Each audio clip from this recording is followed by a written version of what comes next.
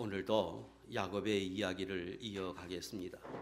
야곱이 형 에서를 피해서 브엘세바에서 출발해서 하란으로 가다가 베델에서 노숙할 때 하나님의 꿈으로 나타나서 그를 만나 주셨습니다. 오늘은 그 하나님을 만나고 난 이후에 야곱이 다시금 걸어서 삼촌 외삼촌이 있는 그 하란에 도착해서 삼촌과 만나는 그 과정의 기록들을 통해서 오늘 하나님의 주신 은혜를 함께 나누겠습니다. 1절에 보면 야곱이 길을 떠나 동방 사람의 땅에 이르러서 우물을 발견합니다. 그때 그 우물에 보니까 목자들이 있고 세 떼의 무리, 그러니까 세 무리의 양들이 거기 모여 있었습니다. 그때 우물물은 덮어 있었는데 이유는 그 근처에 있는 사람들이 다 모일 때 우물을 같이 열고 물을 먹이기 때문에 거기에 미리 와 있던 세 떼의 무리가 있었고 거기 목자들도 있었다. 그때 야곱이 거기 와 있는 어떤 사람에게 묻기를, 내가 하란에 사는 나홀이라고 하는 사람의 손자 라반을 아느냐 하고 물었더니 그들이 안다고 말합니다. 그러자 야곱이 대단히 기뻐하면서 그가 잘 계시느냐 안부를 물을 때 잘 계시다. 그리고 그의 딸이 지금 이 자리에 와서 물을 먹여야 하기 때문에 지금 오고 있을 것이다. 이렇게 그들이 말해 주었습니다. 6절까지 내용입니다. 자, 본문의 말씀은 어찌 보면 아주 특별한 이유가 없이 지금 이 야곱이 삼촌에게 만나러 가는 그 아주 간단한 이야기를 기록했습니다. 그래서 특별하게 교훈 찾기가 어려워 보이지만 이전의 기록과 이 성경 29장 이하에부터 기록되는 성경에는 약간의 차이가 있습니다. 그것은 정확하게 말하면 28장부터는 다시 말하면 야곱이 하나님을 만나려고 하는 그 과정부터 이후의 기록들은 대부분이 상당히 자세히 돼 있고 그리고 양적으로도 굉장히 많습니다. 야곱에 관한 기록이 25장에서부터 우리가 봤는데 25장에서부터 야곱의 출생이 기록되어 있고 그 젊었을 때에 그 에서와 야곱이 장자의 명분을 가지고 다투던 일이 기록되어 있고 그리고 아버지가 나이가 많이 먹어서 장자의 축복을 하는 기록들이 있었습니다. 그때에 야곱이 잘못해서 쫓겨나고 가다가 꿈에서 하나님을 만나고 그리고 본문입니다. 그런데 그때의 나이가 정확하게 하면 저는 한 74세 정도로 보이는데 많은 서적을 찾으면 다 77세로 돼 있어요.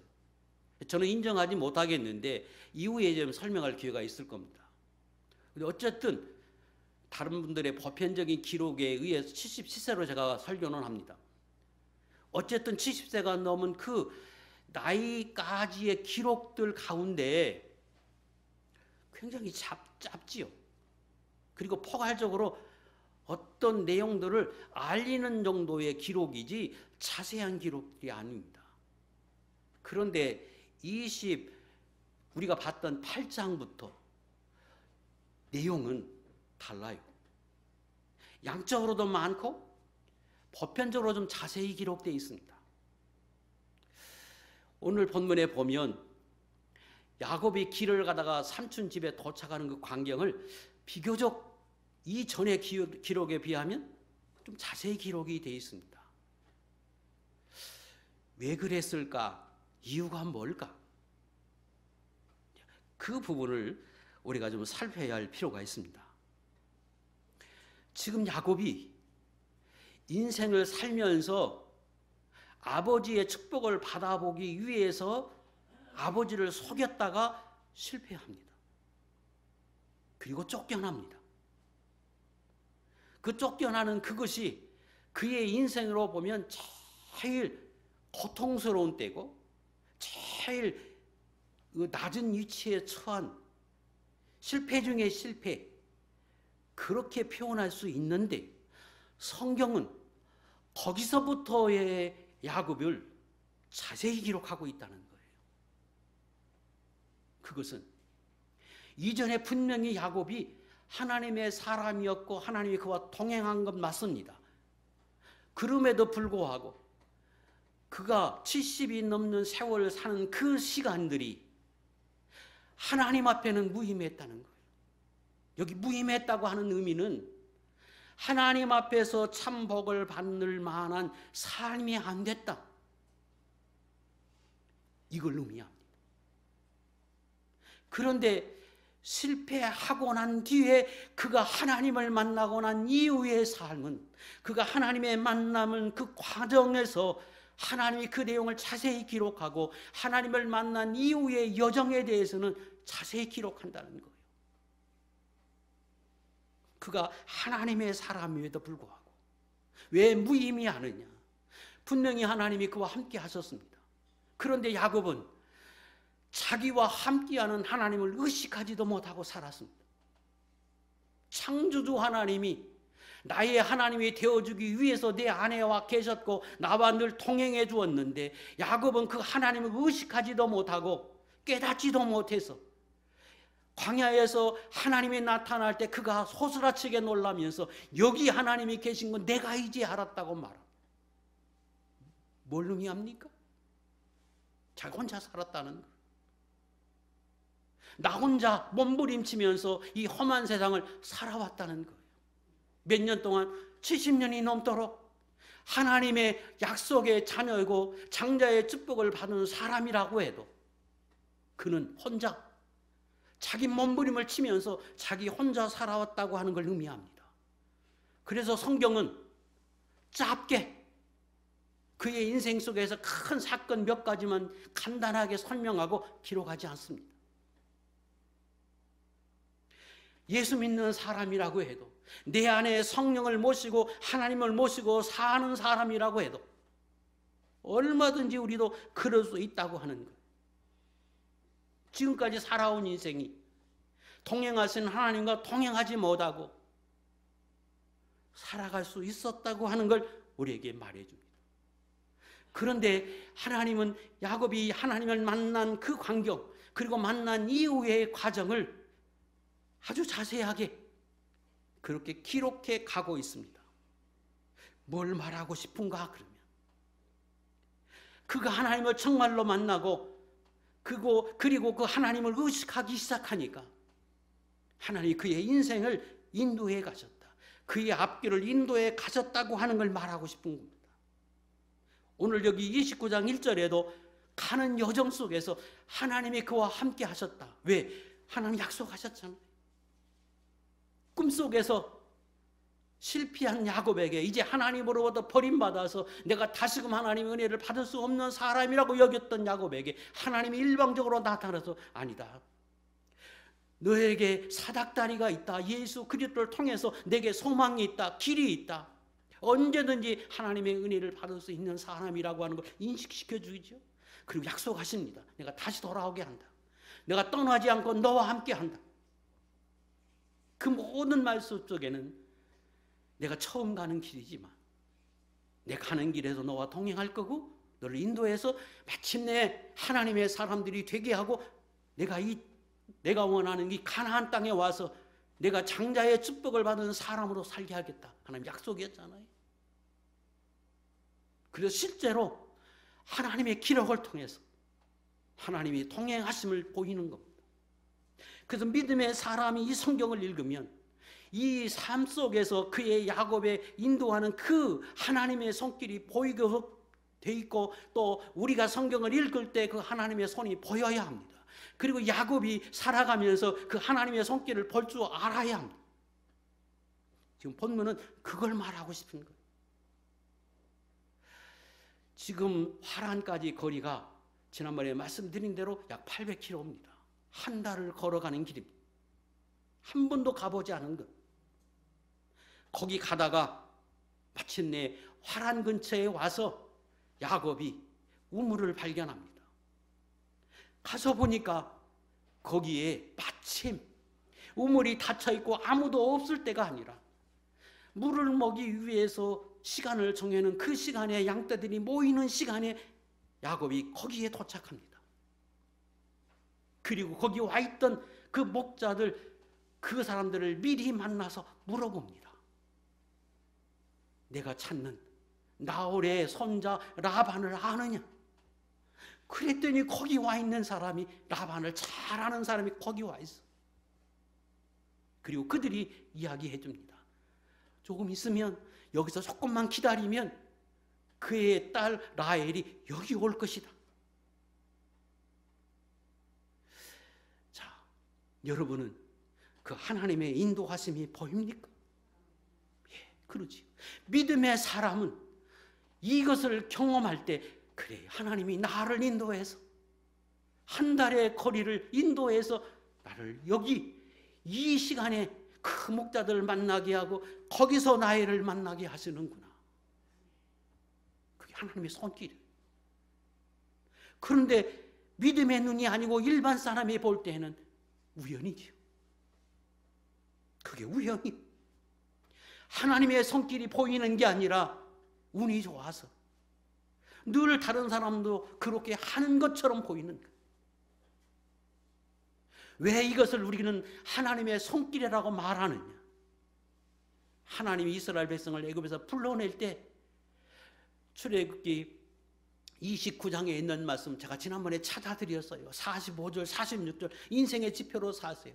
여러분을 하나님의 애굽에서 불러내신 목적이 여러분의 하나님이 되고 싶어서, 어디에 계시면서? 여러분 안에 계시면서, 그리고 여러분을 통해서 여러분 안에 계신 하나님이 내가 너의 하나님이다, 너와 함께하는 하나님이다, 너는 내 자녀라고 하는 걸 보이고 싶어서 세상의 수많은 사람 가운데 여러분을 택하고 여러분 안에 와 계시다는 거예요. 그렇다면 얼마나 나를 살펴보시고 인도하시겠어요? 그걸 내가 모를 뿐, 그 하나님의 손길을 보지 못할 뿐이지 실제로는 하나님이 인도하세요. 출애굽기 23장 20절 이하에 하나님 이렇게 이스라엘 백성들에게 말씀하십니다. 읽겠습니다. 시작. 내가 사자를 내 앞서 보내어 길에서 너를 보호하여 너를 내가 예비한 곳에 이르게 하니니 너희는 삼가 그의 목소리를 청종하고 그를 노엽게 하지 말라. 내가 사자를, 천사를 보내서, 아니 수많은 내 주위에 있는 그 목자들을 통해서, 선지자를 통해서, 사람들을 통해서 내가 너와 보다 앞서서 너를 인도해 갈 거다. 너의 인생길에 앞서서 내가 행할 것이다. 왜? 나의 하나님이 되고 싶어 하시는 분이. 그래서 이스라엘 백성들에게 광야를 가는 때 염려하고 걱정하지 말라. 내가 너보다 앞서간다. 그 처음에 그걸 모르니까 불과 구름으로 눈에 보이도록 밤낮으로 하나님이 앞서가심을 보이잖아요. 그러다 가나안 땅에 들어가면 이제는 없어도 믿어라. 오늘은 성경에 기록하고 오늘 우리에게는 너희가 하나님을 눈에 보이지 않아도 내 앞서 행하시는 그 하나님을 믿으라는 거예요. 내가 너 앞서서 행한다.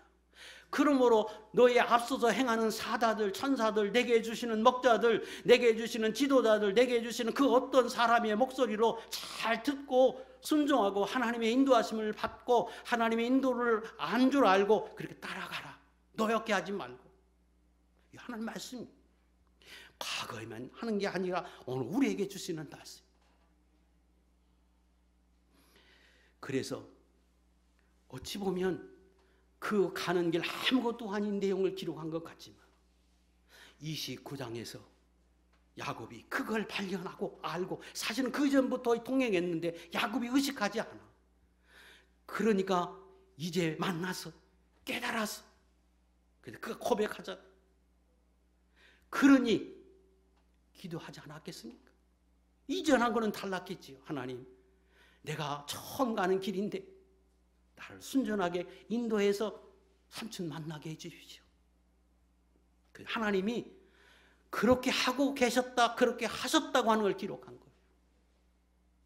저는 여기 계신 모든 분들이 오늘날 하나님의 집, 교회, 야곱이 하나님을 만난 그 베델이 교회라고 배웠어요. 여기에서 하나님이 여러분들에게 환상을 보이듯이 말씀을 통해서 펼쳐 보이고 깨달아지게 해주고 알게 하시는 그 말씀을 통해서 나를 보고 나를 발견하고 하나님을 발견하고,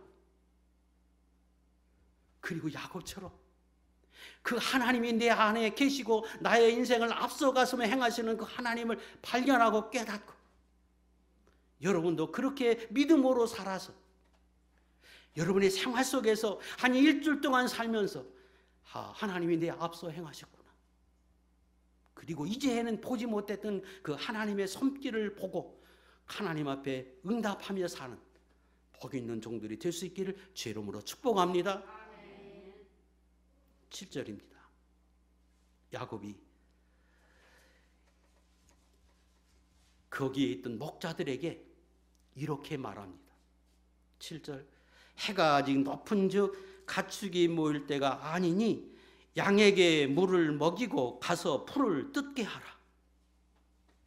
거기 먼저 와 있던 목자들에게, 한 번도 이전에 아는 사람이 아닌 그들에게 지금 야곱이 이렇게 말합니다. 그랬더니 그들이 말하기를, 우리가 그리하지 못하겠노라.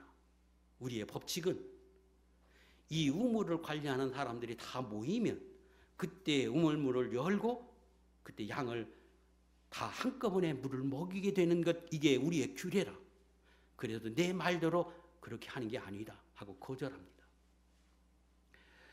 그 말하는 동안에 9절에 라헬이 저 멀리에서 양을 몰고 오는 걸 봤습니다. 그때 10절, 야곱이 우물문을 열고 그 라헬의 양을 가까이 왔을 때 그 양들에게 물을 먹이고 라헬에게 입 맞추고 웁니다. 그리고 자기를 12절에 소개합니다. 그때 이 라헬의 그 소리를 듣고 손살같이 달려서 아버지에게 알리니까 라반이 그 소식을 듣고 와서 이 야곱과 이야기를 나누면서, 그래 내가 분명하다. 그리고 자기 집으로 인도했다. 그래서 그 집에 야곱이 한 달 동안 머물렀다. 14절까지의 내용입니다. 자, 지금 하나님이 야곱을 인도하셨습니다. 눈에 보이지 않지만 야곱을 인도하셨어요. 그래서 순전하게 그 우물에서 라헬을 만나기 직전입니다. 그때 그 목자들이 말해주기를 조금 있으면 라헬이 이곳에 올 것입니다.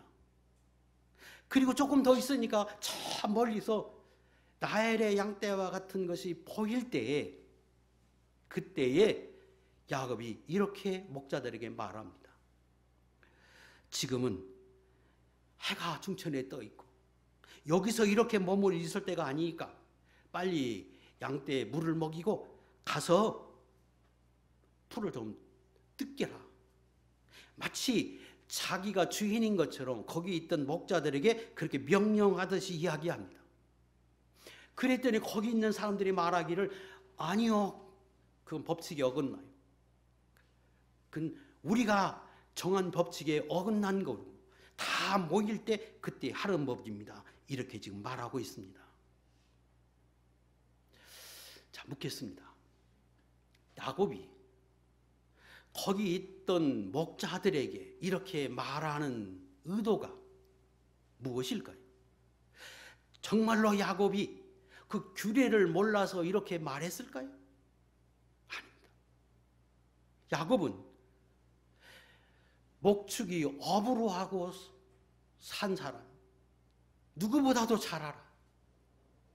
그럼에도 불구하고 야곱이 지금 이렇게 말하는 것은 목적이 있어요. 의도가 있어요.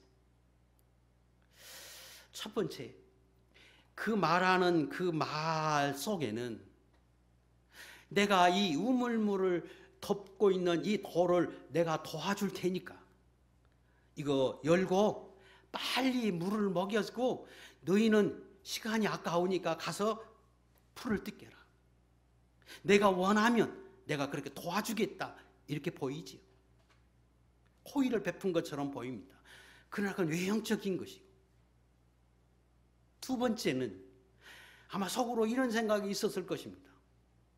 내가 지금 저 라헬을 만나면 한 번도 만나보지 않고 그리고 자세하게 좀 이야기를 해야 하는데, 그때 라헬에게 말할 때 자기를 이야기하고 자기가 처한 환경도 말해야 하는데, 그게 우리가 아는 것처럼 좋은 건 아니었잖아요. 되도록이면 아무도 없는 곳에서 라헬과 말하고 싶어서 빨리 그 사람들에게 물을 먹이고 그 자리를 뜨게 하고 조용하게 라헬과 만나서 이야기하고 싶은 생각이 있었을 수 있겠지요. 일반적으로는 그렇게 생각하기 쉽습니다. 그런데 저는 또 다른 의도가 있었다고 생각합니다. 그것은 이 다음에 야곱의 행동을 통해서 그 의도를 정확하게 말해주고 있습니다. 자, 보십시오. 지금 저 앞에서 라헬이 오고 있어요. 그래서 그 목자들에게 이야기했더니 목자들이 아니요, 그건 우리 법칙에 어긋나는 거예요. 그 상식에 어긋나고 우리가 정한 법에 어긋나기 때문에 그건 안 됩니다. 그것은 우리가 아는 것처럼 광야에서 우물은 가축이나 사람의 생명을 좌우하는 중요한 이 재산과 같은 것입니다. 그래서 그 땅을 차지하는 게 중요한 게 아니라 우물을 차지하는 것이 그들에게는 무엇보다도 소중하고, 그 우물을 지키기 위해서는 싸워야 했습니다. 그래서 그 우물을 발견하면 그 인근에 있는 사람들이 매일 싸우지 말고 우리가 이 우물을 같이 관리해서 우리 몇 사람이 이렇게 같이 살자, 이게 그들의 법칙이지요. 그러다 보니까 당연히 우물은 몇 시에 먹이되 반드시 모든 사람이 모일 때 같이 먹이고, 또 그래서 못 먹이면 똑같이 못 먹이고, 먹이면 같이 먹이고, 이래야 된다. 그게 법칙이에요. 그런데 지금 이 야곱이 자기도 그런 일을 하는 사람이니까 너무 잘함에도 불구하고 지금 이렇게 말했어요. 그랬더니 그들이 거절해요. 그럼 상식적으로 보면 잘 기다렸다가 다 사람들이 모여서, 그들이 몇 명이 모이는지, 5팀이 모이는지 4팀이 모이는지 6팀이 모이는지 모르잖아요. 다 모이기를 기다렸다가 이제 물을 먹입시다. 그러면 그때 도와줘서 해야 옳지요. 근데 보십시오. 야곱이 가까이 10절에 라헬이 가까이 오는 걸 보고는 우물을 열어 제끼 버립니다. 그리고 자기가 물을 떠서 라헬의 양들에게 물을 먹입니다. 그리고는 라헬이 자기 가까이 오자 입을 맞춰버립니다. 그리고 웁니다. 그리고는 자기를 속여요. 정상입니까? 제가 생각할 때 일반적인 모습은 라헬이 오면 이야기해서 자기가 누구인지 밝히고, 그리고 입을 맞춰도 그때 맞추고, 반가우니까, 그리고 물을 먹여도 도와서 먹여야 옳을 것 같은데 순서가 완전히 반대.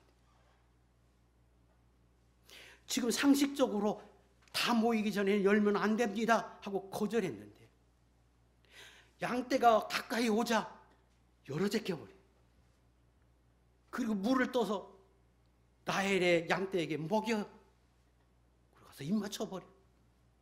그리고 울어. 그리고 소개해.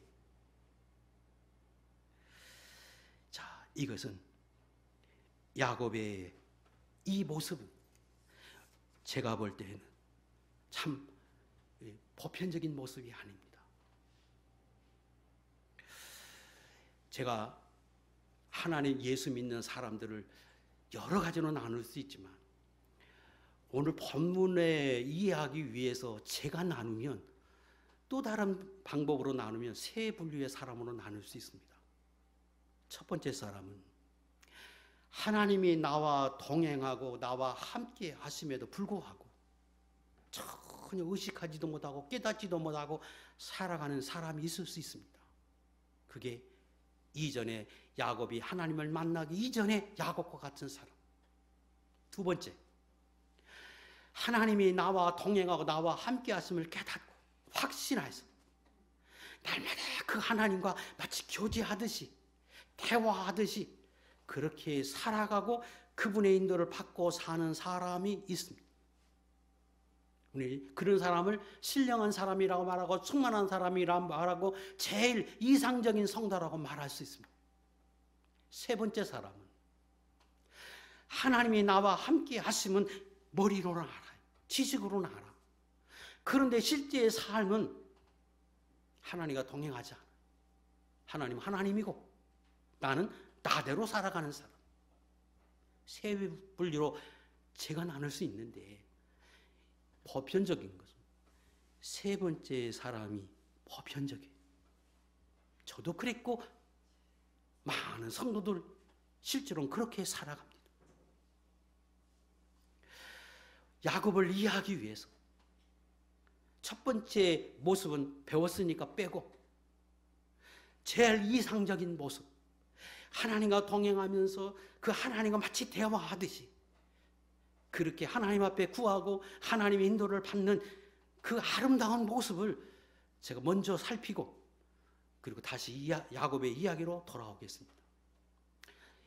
창세기 24장을 성경을 통해서 보시든지 이 앞에 띄워주는 걸 통해서 보시기 바랍니다. 24장에 가면 아브라함이 자기 아들 이삭이, 다시 말하면 야곱의 아버지 이삭이지요, 거슬러 가서 그 이삭이 나이가 먹도록 결혼하지 못할 때에 그 이삭의 아내를 구하기 위해서 자기가 살던 옛 고향, 다시 말하면 지금 이 야곱이 갔던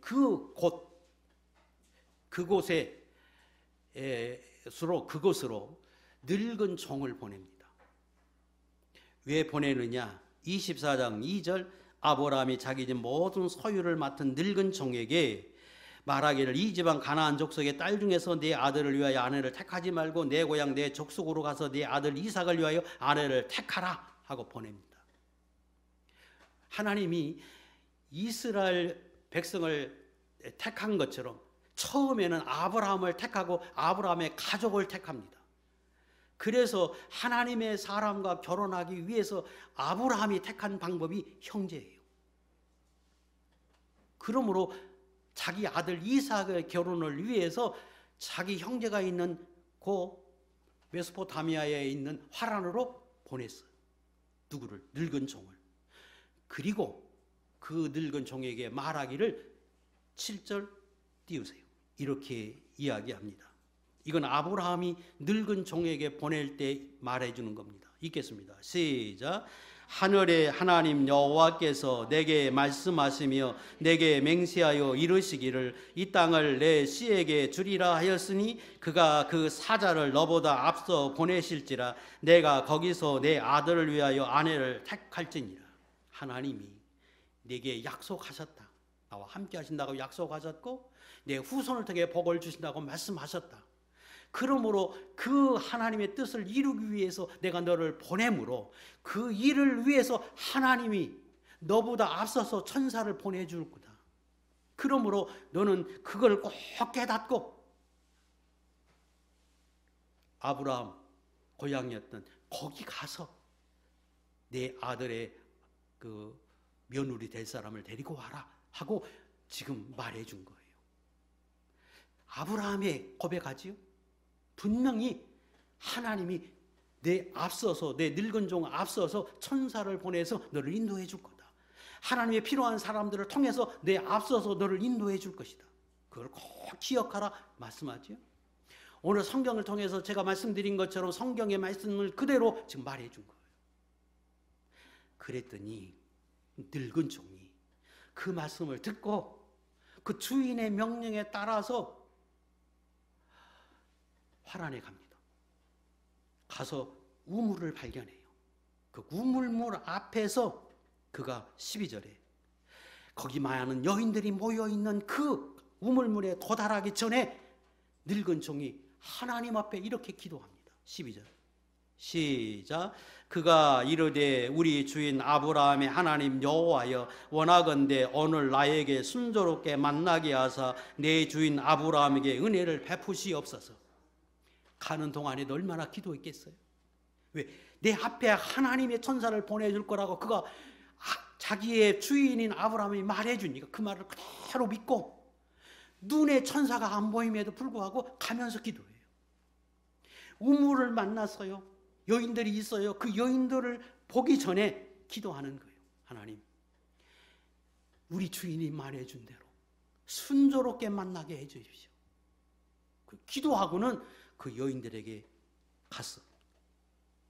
가서 그 여인들에게 가서 지금 말할 때에 뭐라고 말하느냐? 12절에 이렇게 기도했어요. 그리고 13절 이하에 그가 하나님 앞에 또 기도합니다. 뭐라고 기도하느냐? 그러면 내 주인이 될 사람인데, 다시 말하면 아브라함의 아들 이삭의 아내니까 나중에는 족장이 되고 지도자고 이 부족을 이끌어야 할 그 아내이기 때문에 마땅히 이런 사람일 거라고 생각해서 그가 하나님 앞에 또 기도합니다. 14절 띄우세요. 읽겠습니다. 시작. 한 소녀에게 이르기를 청하건대 너는 물동이를 기울여 나로 마시게 하라 하리니 그의 대답이 마시라 내가 당신의 낙타에게도 마시게 하리라 하면 그는 주께서 주의 종 이삭을 위하여 정하신 자라 내가 알겠나이다. 자, 이게 무슨 말인가 하면 하나님 순전하게 만나게 해주십시오. 속으로 기도하는 거예요. 그러면서 저기 우물에 가서 내가 기다렸다가 어떤 여인이 나타나면 내가 그 사람에게 물어볼 것입니다. 나 물 좀 달라고 물어볼 겁니다. 그때 그 여인이 말하기를 예 하고 나에게 물을 주고 다 먹고 나면 그 여인이 말하기를 당신의 타고 온 낙타가 그 10마리 있는데 그 낙타에게도 물을 주십시오. 먹이십시오. 그러면서 친절을 베풀 것입니다. 그렇게 하는 여인이 있으면 그 여인은 하나님이 만나게 하는, 다시 말하면 우리 주인의 아내가 될 사람, 그런 사람인 자격에 있는 사람인지 내가 알겠습니다. 이렇게 기도했다는 거예요.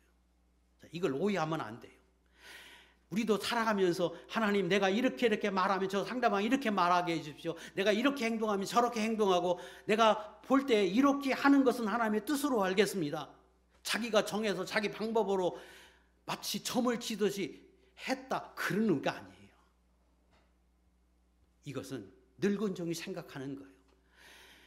내 주인의 아들의 며느리가 될 사람, 나중에는 그 부족을 이끌어야 할 안사람이라고 하면 너그러워야 할 거고, 다른 사람 불쌍히 여기고 다른 사람 배려할 줄 아는 사람일 거고, 그러니까 마땅히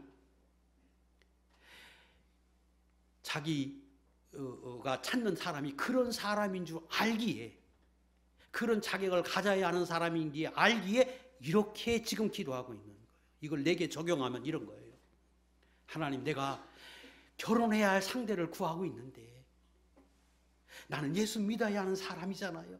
그러니까 하나님, 내가 어떤 사람을 만나서 그 사람에게 내가 말할 때 나 예수 믿는 사람이요 당신도 예수 믿을라요 그렇게 말할 때 상대방이 예 나도 예수 믿는 사람이요 그러든지, 아니면 예수 믿지 않는 사람이라고 해도 나는 예수 믿어야 하는 사람이니까 상대방도 예수 믿는다고 하면 내가 그런 사람이면 하나님이 내게 주시는 사람의 그 자격 안에, 우리 안에 들어오는 사람으로 알겠습니다. 그런 뜻이에요.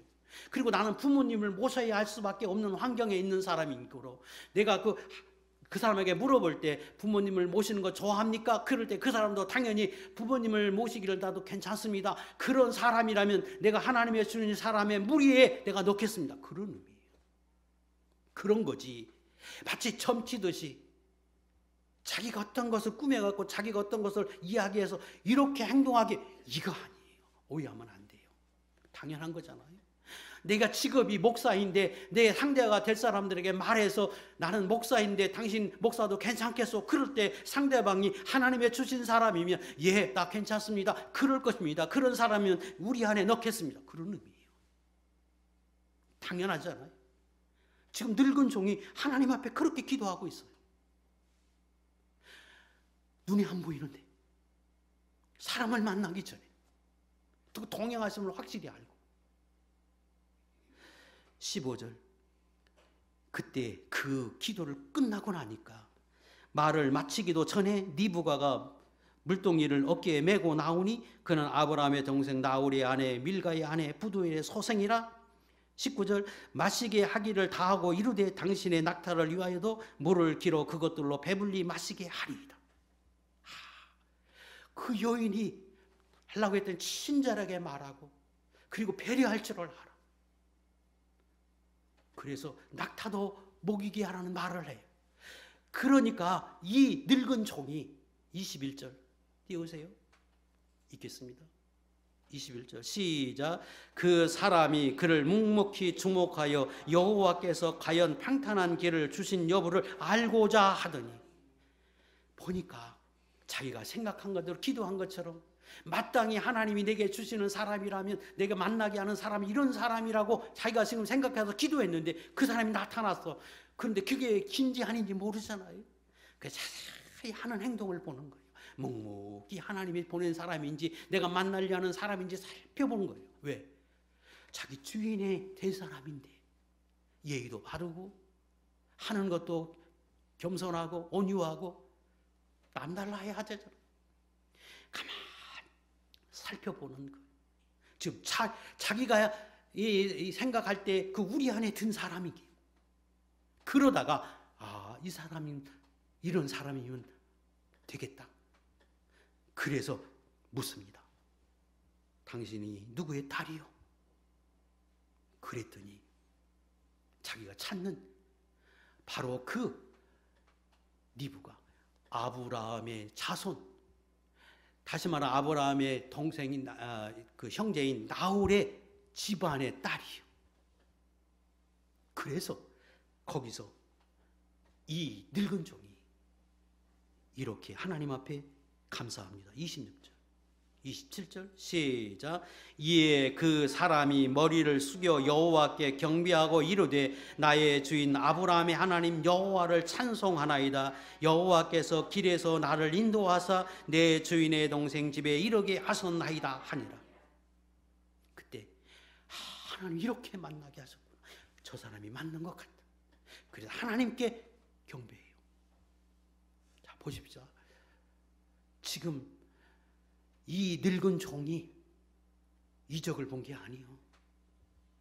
눈을 열어서 하나님을 본 게 아니요. 하나님의 음성을 들은 게 아니에요. 그럼에도 불구하고 마치 하나님을 인격적으로 눈으로 보고 있는 것처럼 대화하듯이 기도하고 거기 하나님 응답하시고 기도하고 또 응답하시고 그리고 주목해서 보고 또 살펴보고 하나님이 섬세하게 인도하시죠. 이것이 오늘 저와 여러분 안에 계신 하나님, 실제로는 우리에게도 그렇게 하고 계셔. 그런데 내가 그걸 인식하지 못해서 하나님을 바라보지 못하고 기도하지 못하고 기대하지 못하고 그 믿지 못했을 뿐이지. 내가 그렇게 살면 하나님이 이 늙은 종에게 인도한 것처럼 우리에게도 그렇게 하십니다. 이게 두 번째 사람, 제일 이상적인 모습의 사람. 예수 믿는 사람들이 성경을 통해서 우리에게 수없이 말씀하시는 것이 그거예요. 내 안에 계신 하나님의 인도를 받고 그 하나님과 교제하면서 그분의 인도를 따라서 살라고 하는 게 이런 거예요. 아무 음성이 들리지 않아도 하나님이 섬세하게 인도해 주셨습니다. 자, 이제 야곱의 이야기로 다시 돌아오겠습니다. 성경은 하나님의 약속에 따라서 야곱을 인도하셨다. 그걸 우리에게 보이기 위해서 그 만나는 과정을 좀 상세히 기록했어. 그런데 야곱은 이 늙은 종과 비교하면 기도도 없고 하나님께 감사한 것도 없고 기대함도 없고 고백도 없어. 그렇게 보이죠? 그럼에도 불구하고 하나님 인도하셔. 이게 우리의 모습 아닌가? 내가 살아가면서 두 번째 늙은 종과 같이 살지 못해. 보편적으로 야곱과 같이 살아. 근데 하나님 나를 인도하셔. 그것이 우리의 모습일 수 있어. 기대도 없고 고백도 없고 감사도 없고, 생활 속에서 어떤 문제를 만날 때 그거에 관해서 하나님 앞에 기대하고 인도하여 달라고 하는 기도도 없고, 그리고 그걸 주목하지도 못해. 두 번째, 사람은, 성령의 사람은 그걸 맛보고 사는데, 그나마라도 난 것은 그걸 확실히 깨닫기. 그래서 큰 틀에서는 고백하고 큰 틀에서는 말할 수 있지만, 섬세하게 하나님 앞에 인도를 갖지 못하는 그 모습을 보게 돼. 더 나아가서 이 야곱의 행위를 좀 보세요. 분명히 하나님이 인도해서 우물을 만나게 하고, 그 만나게 한 그 시점도 거기에 있던 사람들, 라반을 아는 사람들이 모이는 그 시점에 지금 야곱을 인도하셨어요. 그래서 순전하게 만나게 하셨어요. 그런데 야곱은 하나님께 기도하는 거 그만두고 라헬이 오고 가까이 오자 하나님 앞에 기도하는 게 아니고 자기가 나서요. 왜 이렇게 가서 문을, 규례도 없는, 규례에 어긋난다고 그가 금방 대화했는데 그 규례에 어긋나게 자기가 문을 열어버리고, 우물문을 열어버리고, 왜 물을 떠서 지금 라헬에게 이렇게 물을 먼저 먹이고 가서 입 맞추고 이럴까요? 그렇게 하는 이유가 어디 있어요? 그것은 지금 야곱의 처한 환경을 생각해 보면 알 수 있어요. 야곱이 지금 어떻습니까? 처한 환경이 형 에서를 속였다가 쫓겨났어요. 그리고 집에 돌아갈 수 없어요. 지금 언제까지인지는 모르지만 외삼촌 집에 가면 거기에 머물러 있어야 돼요. 그러니까 그 야곱의 마음에는 그 외삼촌에게 잘 보여야 하고 그 집에 지금 잘 머물러 있어야 돼요. 1년이 될지 2년이 될지, 실제로는 20년 있었잖아요. 또 하나는, 다시 거슬러, 미안합니다. 거슬러서 28장 1절과 2절을 좀 다시 띄워주세요. 거슬러서 28장 1절과 2절에 보면 그 야곱의 아버지 이삭이 보내면서, 야곱을 보내면서 이렇게 부탁합니다. 자, 읽겠습니다. 시작. 이삭이 야곱을 불러 그에게 축복하고 또 당부하여 이르되, 너는 가나안 사람의 딸들 중에서 아내를 맞이하지 말고 부두엘의 집에 이르러 거기서 내 외삼촌 라반의 딸 중에서 아내를 맞이하라. 지금 거기 가면 내가 찾는 외삼촌 집의 딸하고 결혼해야 돼요. 그래서 야곱의 의도는 규례에도 어긋남에도 불구하고 그거 지금 대화하다가 그 딸이 보이자마자 저 멀리서 오고 그 양이 도착하니까 그냥 자기가 싹 열어버리고 제껴버리고 그 딸의 양들에게 물을 퍼가지고 그냥 먹여요. 왜요? 호감을 사야 되잖아. 호감 사기 위해서, 사람에게 호감 사기 위해서. 하나님 앞에 기도하는 게 아니고 하나님의 섭리고 인도하심이면 그 기도하면서 하나님과 인도를 따라서 간 게 아니라 자기가 나서 발 벗고 나서서 확 열어잡게 버리고 주고, 그리고 가서 입 맞춰버려. 그 상식적이지 않잖아요. 그리고 울어버려. 너무 반가워서 그렇다고 하지만 그렇게 보이지 않잖아요. 철저하게 하나님의 인도를 따라가지 못하고 자기가 나서 자기가 해. 하나님은 옆에 계신데 늙은 종은 철저히 하나님 앞 세우지요. 하나님이 계시니까 하나님이 어떻게 하실지를 기대하고 바라보고 하나님 앞에 기도하고 하나님이 만나게 하시면 이렇게 하실 줄은 나는 믿습니다. 그렇게 해 주십시오.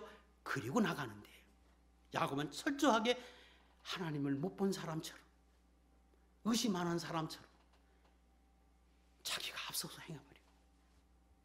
우리가 하는 야곱의 모습이 그대로 삶에서 배어나고 있습니다. 계속해서 이 모습을 보게 될 것입니다. 그리고 이 모습이 바꿔지기까지 20년이 걸려요. 하나님의 인도를 받는 이 늙은 종의 모습이 되기까지 20년이 걸리더라. 묻겠습니다. 여러분은 야곱입니까?